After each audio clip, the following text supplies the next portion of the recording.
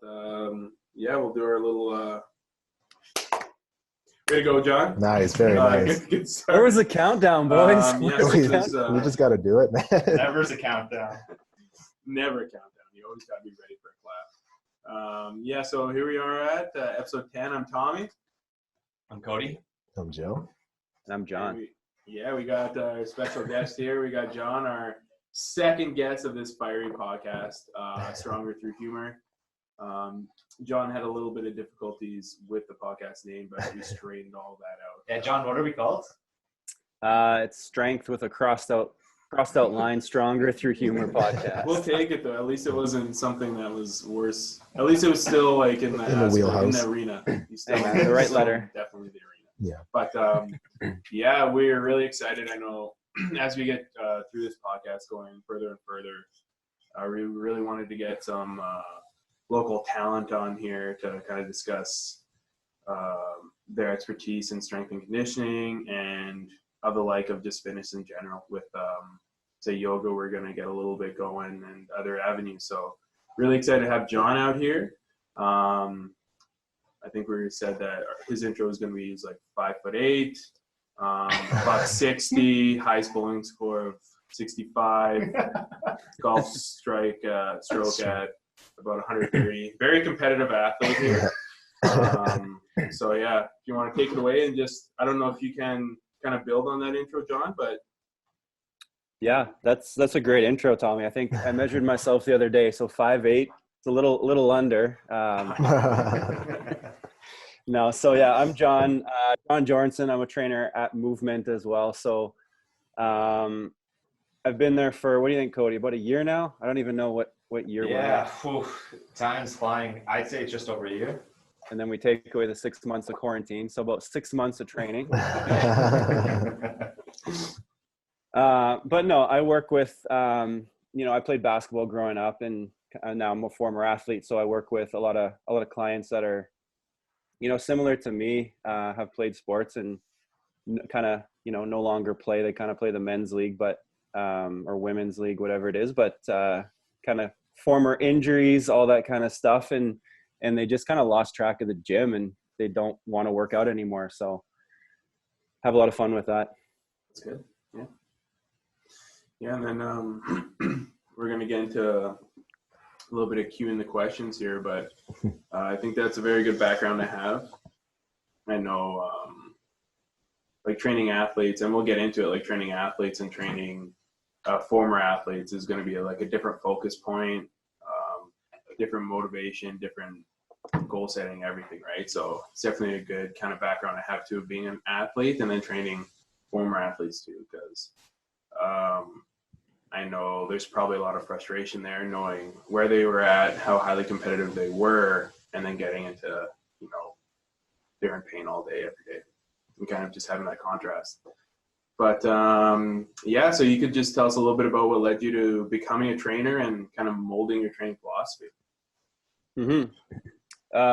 Yeah, like I said, growing up with sports, I think I've always just, basketball was my thing. So I've always just played basketball, and then obviously you start to work out in the gym a little bit. And that kind of just led to, I got a personal trainer when I was young, and you start to see the results from it. You start to, not only get better at your sport, but you also start to, feel more confident, look more confident, all that kind of stuff as well. So it's always just been a part of my life. And I think it was an easy transition just to get into helping other people with the same kind of thing. So yeah. What was the best trainer or coach that you've had, do you think? Best trainer, coach. I reconnected with what's that? Other than you guys, you mean? Oh yeah. Yeah. Other than you guys, number 5, where number 4 would be. No, I just reconnected with actually an old basketball coach the other day. Stephen Tacky. He's the varsity boys coach at Sturgeon Heights, or Silver Heights back in the day. He's a crazy guy. He's so motivating, so inspiring. And, just as a basketball coach, he's not a personal trainer. He's not a fitness guy, but he's a coach. Right. And I think personal trainers are coaches at the end of the day, right? It doesn't matter if you're you know, working on Olympic lifts or, you know, yoga teacher, whatever it is, you're a coach, right? And I think, you know, Stephen Tacky he was a pretty big influence in my life growing up, and yeah, really good coach.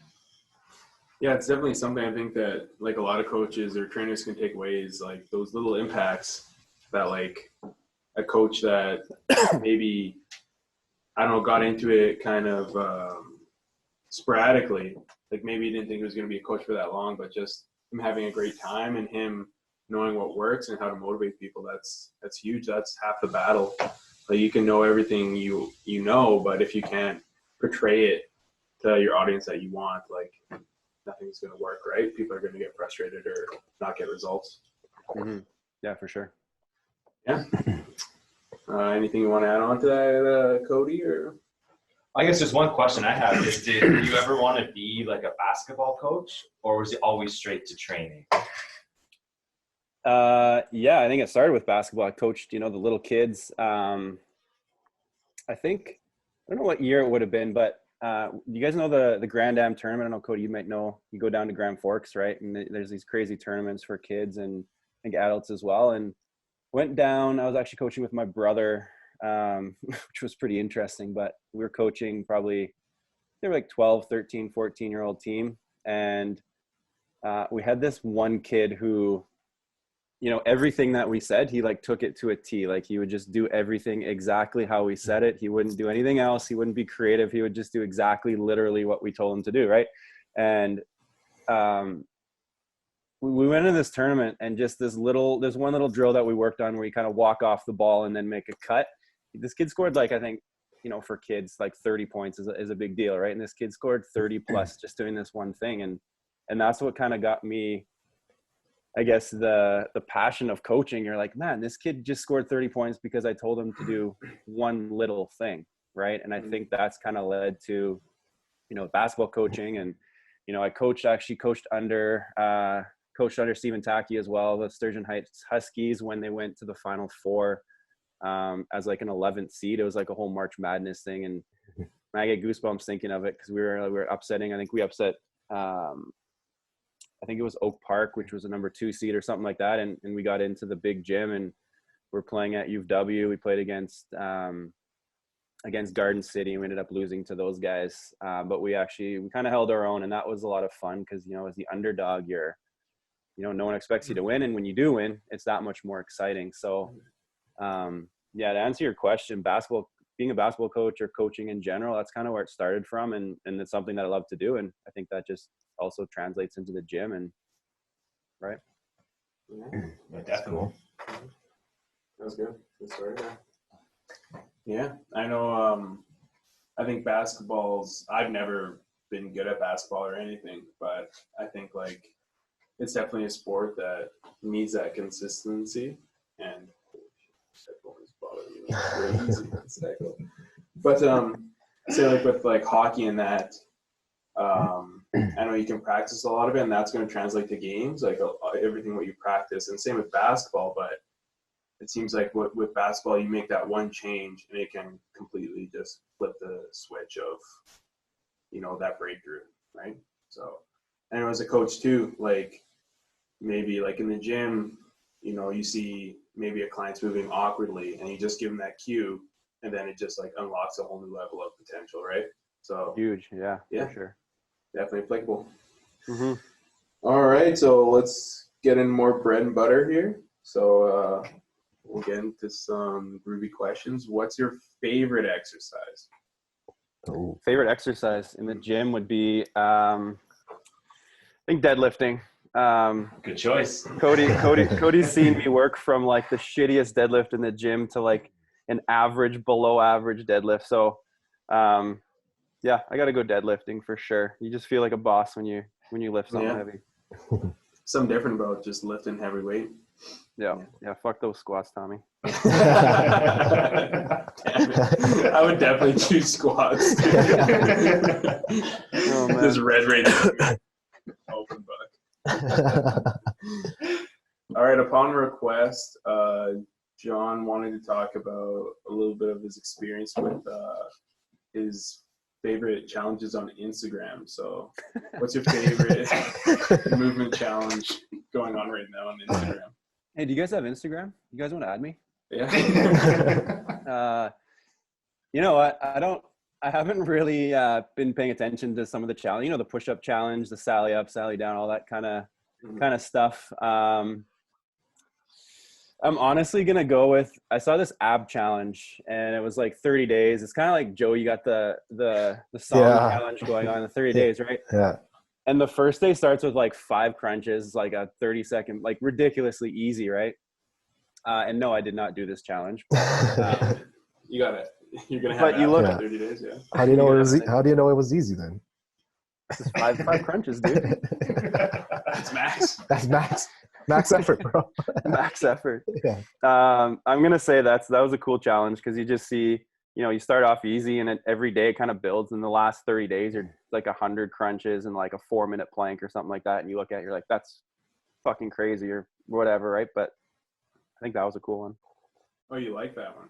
Oh. Yeah, it was good. Okay. How's those planks, Tommy? Yeah. I don't get planks. I'd much rather a plank. And I did about 8 crunches yesterday, getting up and down on the bench. So That's like a double max then. That's crazy. Yeah, damn. I was gonna say, yeah, actually probably more. Yeah. You know what? I'm gonna call my favorite challenge on Instagram was like watching Tiger King. That's a challenge. Yeah. I refuse to watch it. Fucking waste of time. My God. Knew it. Oh, Yeah. yeah. I only listen to He only listens to the album. what's Yeah. what's the guy's name? Joe Exotic. Joe Exotic. Yeah. Joe Exotic, yeah. And he has one song, and it's actually catchy. Yeah, Tommy just listens to the soundtrack. Oh my And I'm God. like, I'm actually grooving to this. I should have played it when I maxed out. No I would way. have definitely failed. But, yeah, I Good song, know. though. Leading up to our peak that we did, we had a little mini max out, and stuff that I like to do when we do peaking is like make an unstable environment. So no hype, bad song, just to kind of chill, relax, so that everything's off. So that if you hit it on an off day, then when you get ammonia, you get a hype song, you get everything, then you got a lot more kind of working with you. So we listen to Joe Exotic. I know, like the first time I like almost died,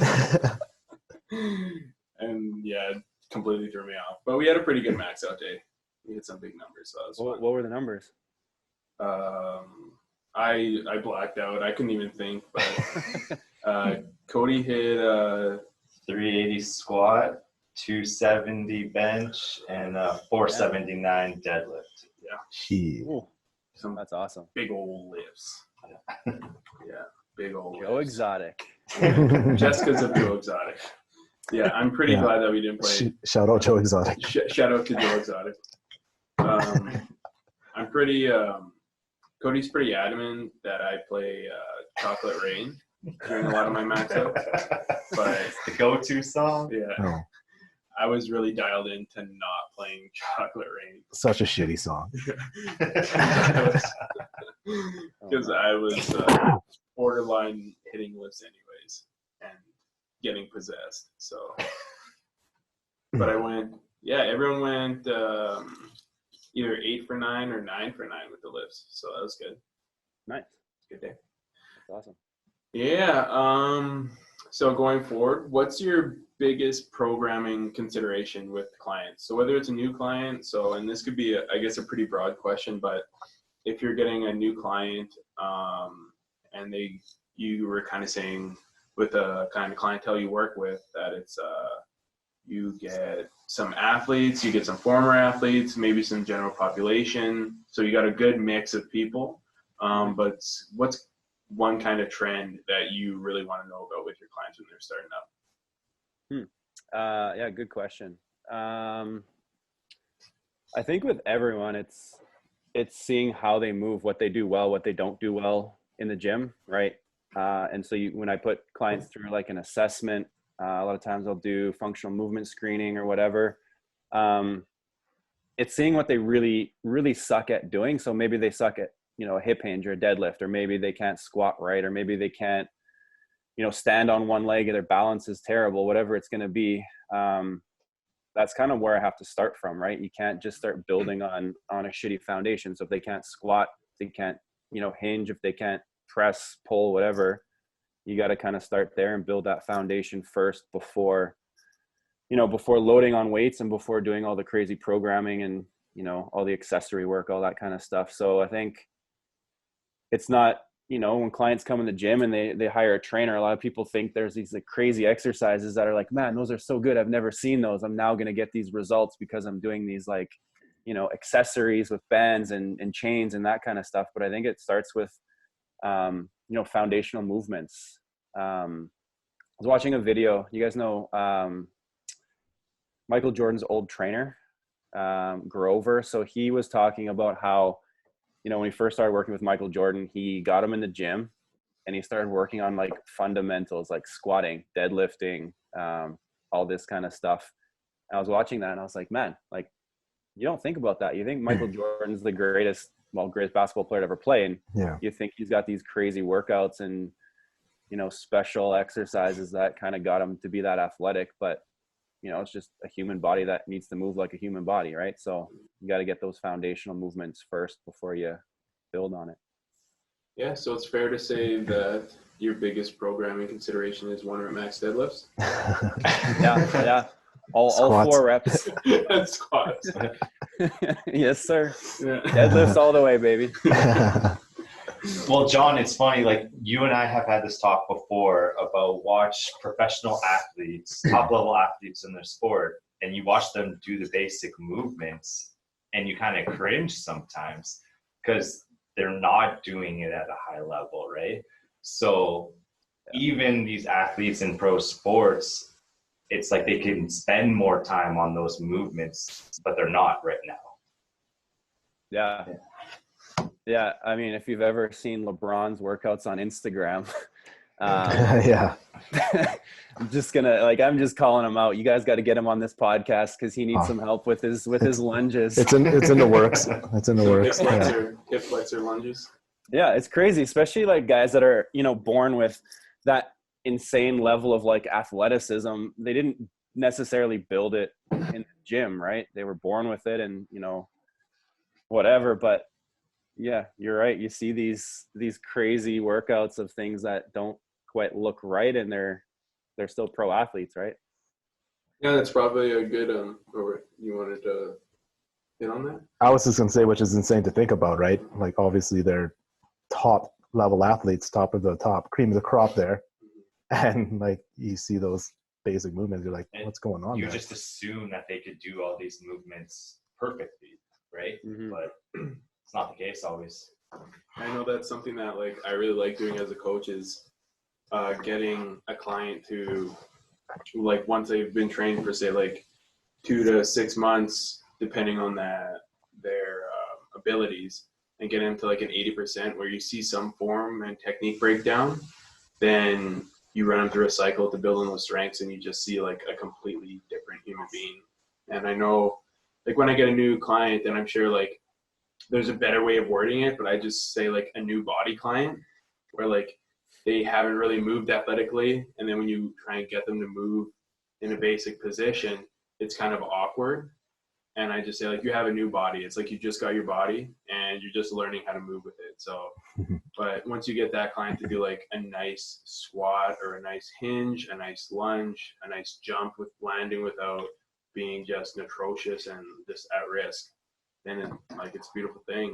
And going like potential wise, like we can take it to like a powerlifting and an athletic extreme of, like, if you have a power lifter that their form breaks down and you get them through a program to build on that, then you see like their potential goes through the roof. And then similar to like, I would say a basketball athlete, you see a shitty lunge and then you strengthen like those mechanics, and then you'll see a lot of things happen. It's just, it's an awesome thing to see. And I know we could even go general population on that, but I mean, that's what we're all about. It's just those little details. Mm-hmm. Yeah. I always have like a 30-second rant every podcast. So we'll just edit that out. Yeah. Then you hype yourself up after. I'm just like, Yeah. Let's go. Yeah. Yeah, good job, Tommy. Good rant. Oh man. Way to go. Everyone's like, move on. Yeah. Move on. Next. Yeah, so next question. This is one that I'm really interested on just because I know, like, I use a lot of the same cues with motivating clients, but I definitely have to space them out differently depending on the client that like I have. But how do you encourage someone to attempt something that they were previously scared to do in the gym? So movement wise. Yeah. So yeah, that's a great question. I think for me, that's like the fun of coaching is like getting someone to do something that they're scared they're scared and they think they just can't do it. So for me, a big one is like I've got a few clients that kind of came to me and they're like, man, my low back is just messed up, right? And they're telling me all these, these stories about how their back is, they can't lift heavy. They're scared to, pick something up off the floor. And I'm like, have you ever deadlifted before? Right? Going back to the deadlifts. And I put them through functional movement screen. I see how they're moving and they can't hinge at all at their hips. And I'm like, okay. And so I've had these clients where, they're scared to deadlift. They're scared to bend forward and pick up something that's heavier than 5 pounds because they think their back's going to blow out. And for me, I think that's the fun of it, is teaching people how to move safely so that they can realize that just haven't been moving well for, years, right? Months, years, whatever it is. And then they realize decades. Yeah, exactly.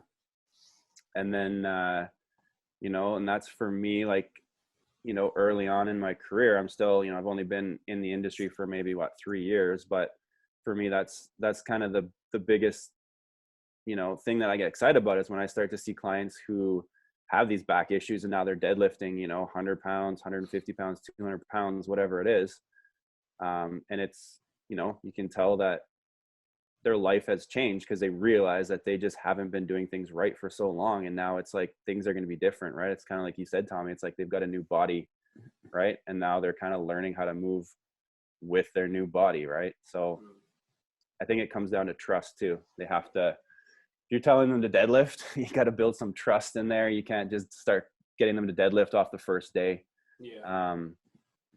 Starting with regressions and just teaching movements and then slowly building up to that point where they know that, your shit and you're not going to hurt them with, whatever exercises that they haven't done before. And that's a big thing. So That's a good point. Having those regressions and like trusting in the trainer and in like you as a coach, and trusting themselves too, because they're probably questioning if they're going to be able to do it. But if you're giving them those regressions and then therefore like progressing them into a proper movement, whether it's a jump or a squat or a deadlift, they're going to be like, I'm scared, but I know I can do it. And if I'm cued correctly, that I'm going to be able to be successful in this.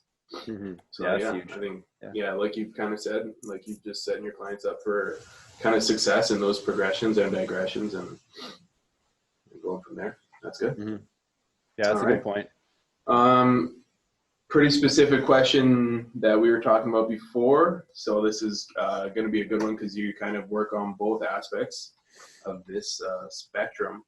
But what is a major difference you have seen between motivating a competitive and recreational athlete or a weekend warrior? I think it comes down to obviously programming, right? Programming is going to be like insanely different if you have an athlete. Like I don't work with, let's just say like, if you're training an athlete to, Tommy, you work with athletes for a powerlifting meet, right? And you have these specific numbers that you need to get them to. And Cody and I kind of talked about this with some programming. When it comes to results, that's what it's all about for athletes, is like, you need to get a result at the end of the day. If they can't get that result, then your training has kind of failed.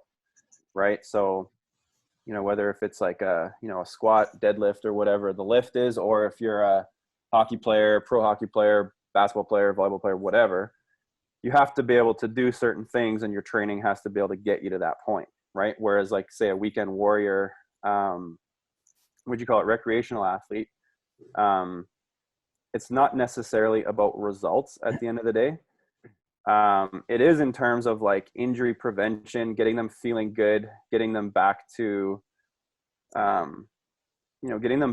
feeling good about who they are and how their body feels and how their body works. But there's no specific number that you need to get them to. There's no performance indicator that they need to get to. It's more about the overall health and just general fitness when it comes to that. So I think programming is massively different. Yeah. So how would you, so to continue on that, so since, because I know like, say with a powerlifter, it could be almost easier to motivate like a recreational athlete, just because, we have this number, we're going to work our ass off to hit this number, since it's a results based. So an athlete will work their ass off and do whatever it is in the program to achieve that. So how would you kind of motivate a recreational athlete that doesn't really have that result based, and kind of what would you implement as like minor goals along the way? And I guess this would still be, that's more of a specific question, but what are some like little landmarks that you would have for a recreational athlete? Yeah. I think you kind of said it yourself, right? It's like having those little mini, like just goals along the way, right? So if they realize that, I don't know an example off the top of my head, but let's just say deadlifting, whatever. If they realize that they can now lift something and their back doesn't hurt, that's like a, milestone along the way to get them to where they want to go.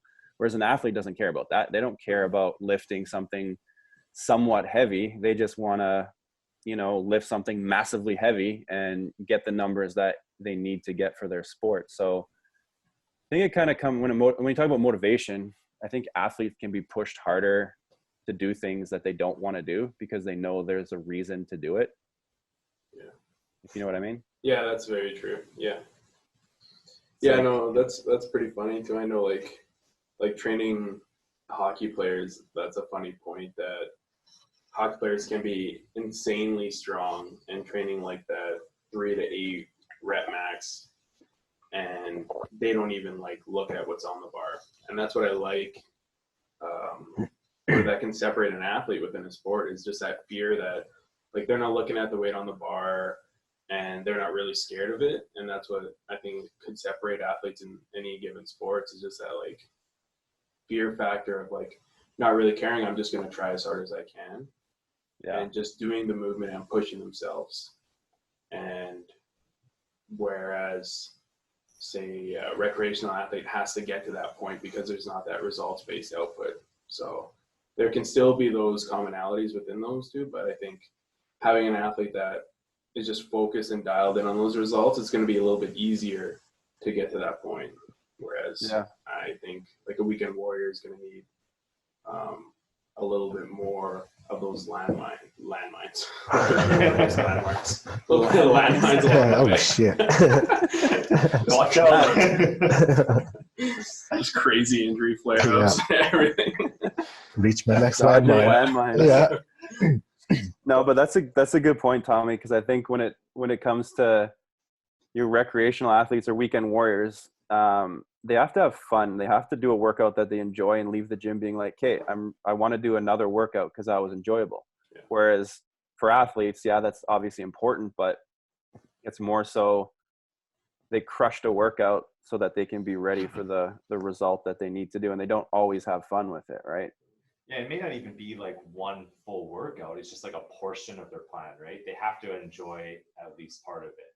If every day, like say they're training 4 days a week, if they're not liking one of those 4 days, they're not going to want to do it, right? So even if there's a small portion of it that they enjoy, they're more likely to stay committed with it. Yeah, for sure. No, yeah, it's and like I know the fun of like me training recreational or weekend warriors is that when you train those athletes for like 6 months to a year, like for those people that start off new body, super awkward, kind of very hesitant, and they start moving and they're jumping and lunging like crazy, sprinting really well, like good body mechanics, they move better than a lot of athletes. And you gotta say like, and they just say like, oh, I'm not gonna do that. Like, I'm just training for general health. And you're like, well, you perform like an athlete. Like, you can't call yourself an athlete. Like, just because you're not on a field, you're not getting paid to it, doesn't mean that you're not an athlete, right? So, but definitely like results output, that's going to be a big difference. But recreational athlete, I know like I've talked about previously, another rant here. Sorry guys, but like I think like a big indicator of an athlete is just being able to adapt to circumstances. So whether it's a strength athlete having to do a 1 rep max, that athlete should still be able to adapt to a cardio circuit, should still be able to adapt to a movement screen. Like, just because you're a powerlifter doesn't give you the excuse that you have shitty aerobic output. That's not an excuse. Like, maybe during your peak, like, you can get away with being like, oh, like, I'm not focused on cardio right now. Sure. But like, you're still an athlete, and an athlete is all about adapting to any given circumstance and being able to, not just being like a one-trick pony type thing, right? Especially general fitness or any athlete. I mean, and any given athlete, you can kind of go more on this tangent of like, any given athlete is going to need different energy stores. Obviously, there's going to be, say, like stuff that you're going to need to specialize for basketball and hockey. But I mean, if we talk about strength, you know, that's going to be a cornerstone in every single program, right? So, I mean, yeah. It's kind of like, you know, the parents that force their kids like train for hockey every day of the year. You know, are they athletes or are they hockey players? Yeah. Right. Exactly. That's a good point. Yeah. Or like, my son needs to be able to play a full hockey game. I'm going to get him to run 10 kilometers a day. You're like, no hockey player needs to run 10 kilometers a day. Like, that's not going to improve your performance for 30, 40 seconds. Yeah. But I mean, that's what's going to separate like hockey players at the start and end of the season, like what athletes actually train the right way. And similar to a human, like a lot of general population, like, and I'm sure you could like touch on this with like, maybe your general population or recreational athlete doesn't have their basketball league is going to the finals, but maybe after the finals they have a 5K run, or they have a CrossFit event or something like that, right? Where a basketball player is just going to be doing basketball. And I think like in some aspects of general population or weekend warriors, you have to train a lot smarter than necessarily an athlete. Mm-hmm. I think that's such a good point, because I think when it comes to, you know, we talked about how, you know, I work with former athletes who are injured, right? And so, you know, just thinking out loud, you know, what was their childhood like when they played sports? Did they play a lot of different sports? And maybe it's the athletes, like you said, that have played multiple sports and done multiple things. Their body's able to, like you said, adapt, and then they're not as susceptible to injuries, right? If a basketball player only runs, only jumps, only dribbles, and that's all their body's used to doing, then they're going to get hurt when they try to step on the ice and play hockey for the first time or whatever it may be, right? So that's a big point that you need to think about when it comes to, you know, how to stay fit. It's not necessarily just like doing push-ups every day and going for a run every day. It's just like, it's about the crunch challenge of doing 3 crunches, 20-second planks, and then you build. Instagram, baby. The Instagram is the best source for information. The best. And you're going to build to 100 crunches in a 4-minute plank. 30 days. 30 days is all you need. 30 days, man. 30 days and you're done. Yeah. You're an athlete for life. Yeah. For life. Yeah. Once you're done these 30 days, it's like a certificate. Yeah, you're good. You're an athlete. Yeah, you're good for life. You could probably charge quite a bit for that 30-day plan. Oh man, it's like, yeah, I don't even want to tell you the prices. You've got a quarantine quarantine Black Friday sale coming up. Black Friday. Oh man. But yeah, talking about the quarantine, we could have this portion be the. I don't know if you've seen like the quarantine cup. He saw the breaking news. I've heard you of saw it. the breaking news. Yeah. Tommy, is that you? Oh, I got you. It. I got you. It actually looks like I'm like just Hello? keep chiming in here, Yeah. checking the signal. Breaking news. But yeah, so we're gonna start that this week or next week, depending on the numbers that we get. But I know numbers are gonna start rolling in that of us to have that challenge, and I know that's gonna be like a big part of my own program too, since I just like maxed out and got done with that portion of my program. That there's gonna be a huge running portion of this one. Of I think the final was around 494 probably. Something like that. Yeah. So big in number. terms of the kilometers for the Yeah. month that we're running it, so we're gonna have like a quick summary. I did like a really brutal summary during that, like breaking news. But yeah, we're having like teams of around 3 to 6, and each team is gonna have the monthly goal of running 494 kilometers, and then there's going to be weekly challenges within that. So 494 kilometers divided by 6, that's going to be around like, I think we worked out to 40 to 60 kilometers per person. Between 1 and Yeah, we'll 100. chime in. Yeah. Between 1 and 100 No, per person, yeah. Thanks guys for just leaving me out to dry. It would Give me something. Yeah, if I'm on your team, you're running the whole 400, man. I'm not running. be around 80 a person. 80 a person divided by 4, 20. divided by 7. 7. 20 divided by 7 is 7. Oh my god. Just under 3. So around 3 kilometers a day, which is like a 30-minute run, or walking or stuff like that. So I know that's gonna be that's gonna be for me to do like the bare minimum on the team.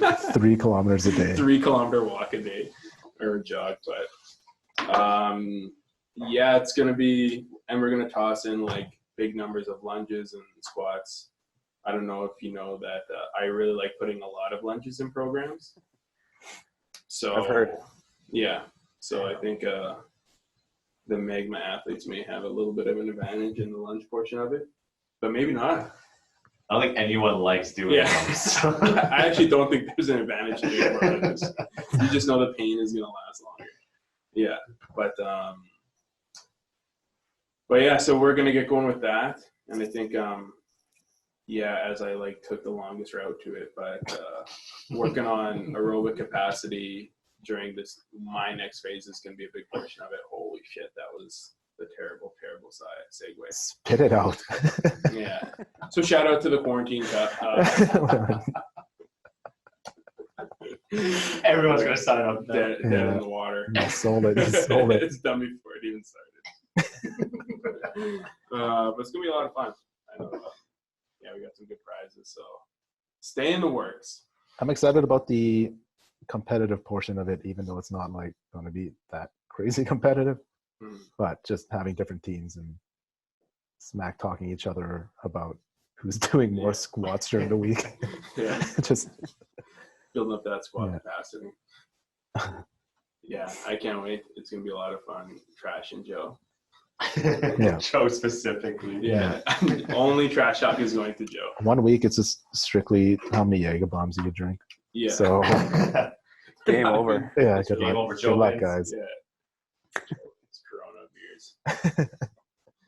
All right, then some off-topic ones. What's your go-to Netflix show? Tiger King. Tiger King, he said it. His favorite. Tiger King. We're stopping this interview right now. Oh man.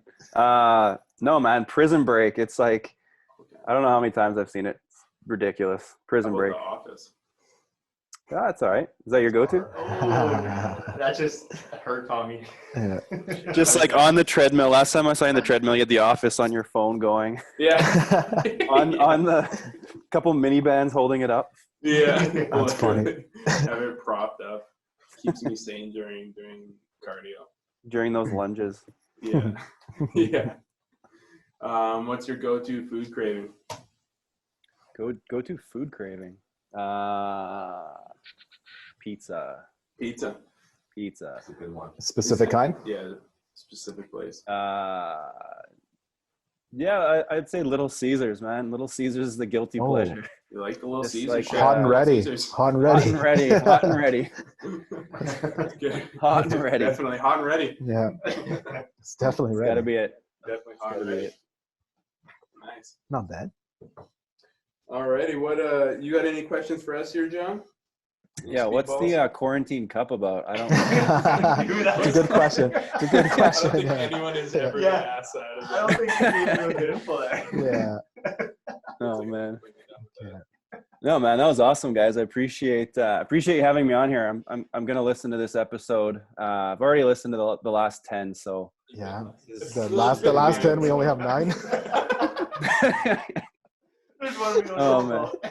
The secret one. episode 0. The subscribers only. Yeah. That's gonna be this episode, actually. That's the one. That's the one you find in our OnlyFans account. Yeah. Secret man. episode. As long as there's some Joe Exotic playing, it's gonna be a good one. Of course. Alright. What's the one that I like? The Way You Love Me or something? I don't know what one you like.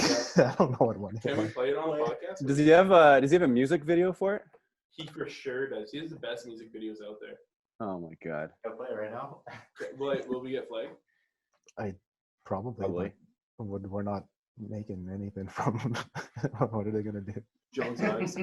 This is what's gonna shoot Joe Exotic. Oh man. The Way You Love Me. Get ready, John. Are you gonna share your screen too and everything? Can I share my screen? Probably.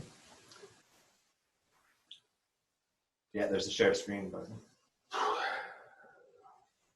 Where is that? At the bottom. Bottom, middle. On your screen? Yeah. Share screen. Share screen. There we go. There we go. Oh, you've already listened to 118. That's me maxing out. Oh, this You might- guy's ridiculous. You might have No to. volume. Your mic is.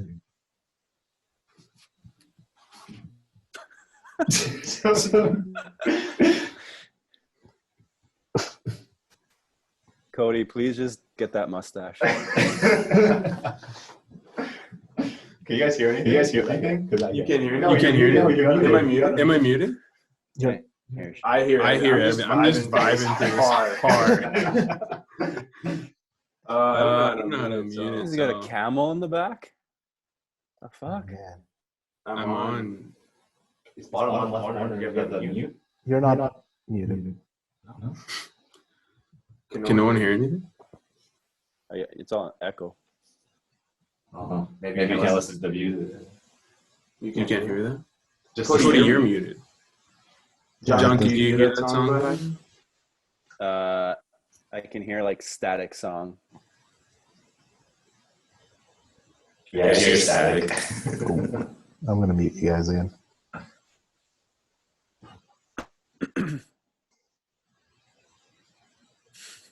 Can you just sing it for us, Tommy? Yeah, sing it. It's okay. John will listen to it after this. Yeah. Oh damn it! I'll add it to my 30-day music challenge just for Yeah. you. Oh, there you go. Well, never mind. Never mind for that. See you later. Failed attempt at that share. Well, We we'll, almost got it. we'll get it again next time. We'll We get it almost again got it. next time. We'll make an appearance in the next episode. Yeah, we could get him. Joe. It's in the works. Him and Get Joe LeBron. out here. Yeah, get him and LeBron together. That'd be awesome. Yeah. Joe Exotic and LeBron Yeah. James. We got a backlog of guests already. We got, Yeah. So, we'll Couple see of if them. we Gonna have to wait on that one, LeBron. Yeah. You're lucky you got on, John. yeah. Yeah, I appreciate it, guys. That was a lot of fun. Thanks for coming out. Yeah, we'll hope to do this again. But Love it. especially after this quarantine is lifted. Yeah. And in the meantime, just check up on the quarantine cup. Just about that. Gotta check it out. Check it out. Yeah, DM me for more details. That was awesome. I appreciate it, guys. Thanks. Thanks John. for joining. You're welcome. Yeah. We off the air now? Tommy? Yeah. Yeah, we'll stop recording. Oh, Cody already left. Cody left. Cody left. Fuck Cody. that. Get out of here. Cody's got shit to do. Yeah, he's like, Oh, fuck man. this shit. Strictly